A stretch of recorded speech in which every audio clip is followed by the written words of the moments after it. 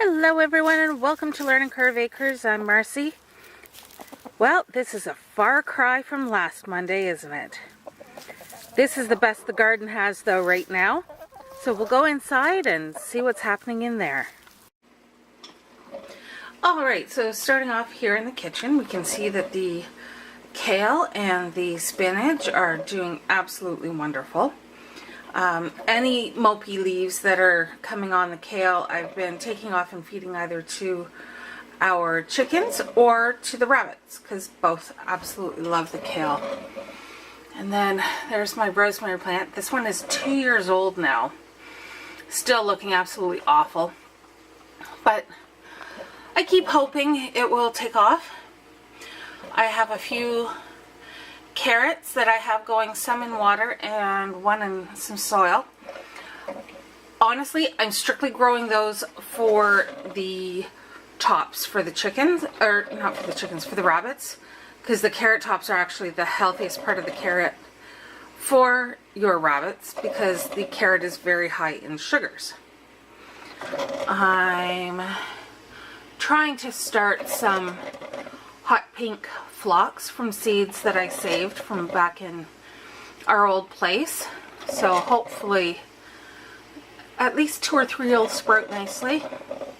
We have the garlic in the back there. First of all, look at how beautiful these are. This plant has been putting on such a good show lately, and as you can see if I can point them out, we have quite a few more buds coming out. This is just absolutely doing wonderful. Looks like I'll have another one out tomorrow. So it's nice to have this really pretty flower and the encouragement of summertime to come. So back to business. Here's more of our garlic that is in a pot, doing quite well.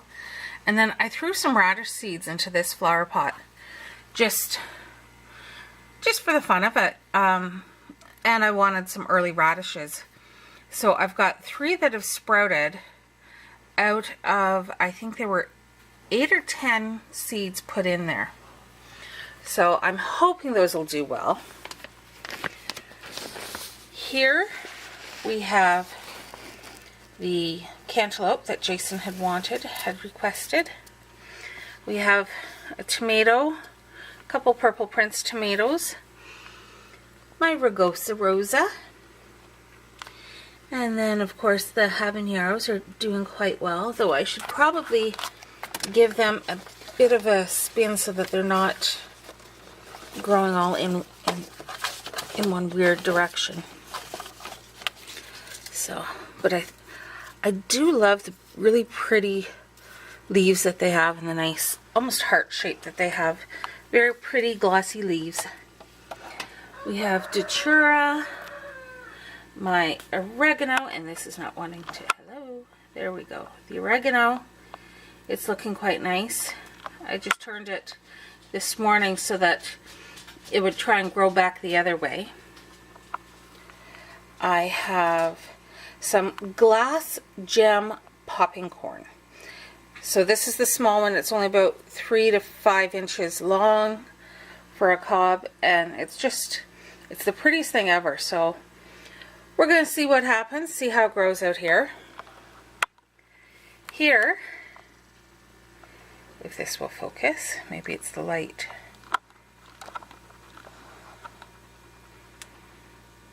Anyways, that is another rose. Now I had thrown some seeds in, and I'm not sure if those are from my wild rose, which is also known as a briar rose, I've been told. It's a single bloom, and it spreads. It spreads by roots as well as, well, by seed. And it's a single bloom, really pretty. I'll have to show you when they bloom outside.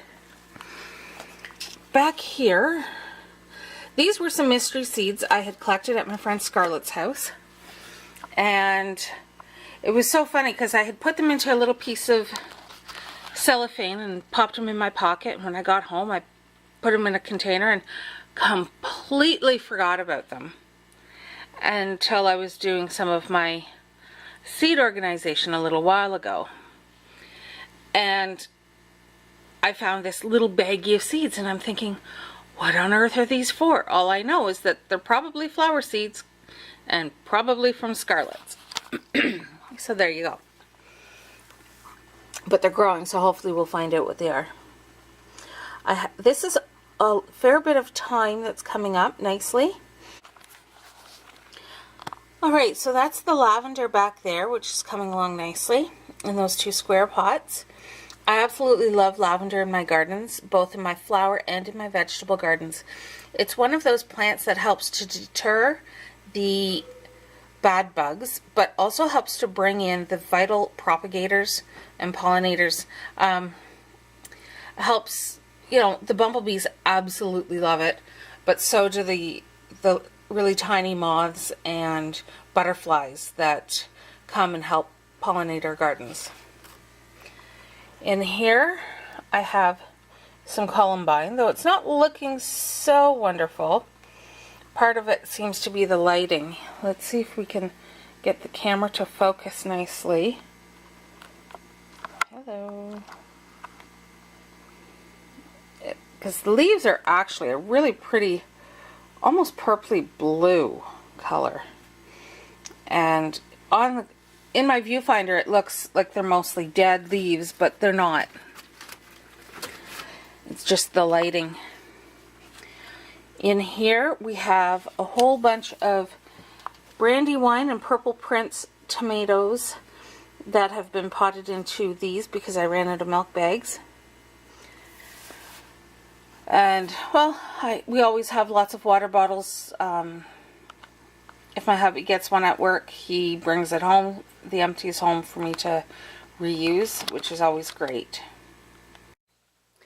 And down here, we're in the room that has the most action going on in more ways than one, and you'll see why in just a minute. But we have our lovely pumpkins that are sort of sprawling and taking over everything. I'm going to have to get those into a really big pot soon, because if I can lift this up and show you, that those are some pretty good roots growing on there, and they just really need a bigger pot to sustain the growth. And these things are flopping everywhere. So we have our chocolate sweet peppers and some Bosc Blue tomatoes, which are coming along quite nicely. And then in that little grow, the 72 cell humidome grow thingy, I have lettuce coming up. I've got romaine, prize head, and some red, what's it called? Large red, or red head? Something along that line. So those are coming up nicely. I also have some basil that's starting to come up through, and some borage in the center. So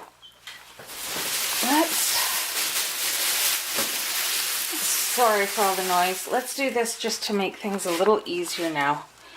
So yeah, there you can see some of the sprouts that are coming up so nicely. So we'll just cover that back up.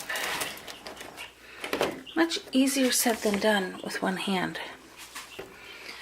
Alright, so our cabbages are doing wonderful. Though I find it funny that I only ended up with one of the Mammoth Red. And it is so much smaller than all the rest of them. Here we have some beautiful sage coming along nicely. This is a perennial sage, so once I plant it out, unless the chickens eat it right down, it will come back. And here's that mystery pepper. Whoop, there goes that leaf. There's the mystery pepper that I have no clue what it is. And then the red barberries. And with these, you can, I don't know if it will pick up, but you can see they're starting to get some of their red coloring, and some are much lighter than others. Like entire plants are different, the different shades, which I think is really neat. So it should give lots of beautiful variegation to the plantings as well. Back there we have more of our cabbage, and I have my, I believe those are my jalapenos that aren't looking so hot. I really don't know what's going on, but I'll give them some bunny poo tea, and hopefully that will have the nutrients in it that they seem to be lacking right now. But you can see I have a few more sage plants there as well, and some Swiss chard. Now, over here we have the tomatoes that are getting quite large. In fact, most of these are ready to have the bags unrolled a bit and have a lot more soil put in. But I don't know if you've heard. Do you hear that sound? Do you hear them? Let's see who else is visiting us down here. We got baby chickies. So our area hosts a semi-annual bird auction. So the third week in April and the third week in October, we have a bird auction and small animal auction. And so it's really hard when you're working there and you're helping out and you see all these cuties going past. Sometimes it's really, really hard not to just give in and bid on a box. So I've got 5 chicks here. They haven't been sexed, so we don't know if we've got roosters or hens, but I'm sure we've got at least 1 or 2 roos in there. But they are Australorp, Wyandotte, and Cochin Cross. So that's why they've got a bit of feathery feet. They get that from the Cochin gene pool. So that's some of the crazy that's been going on here at Learning Curve Acres.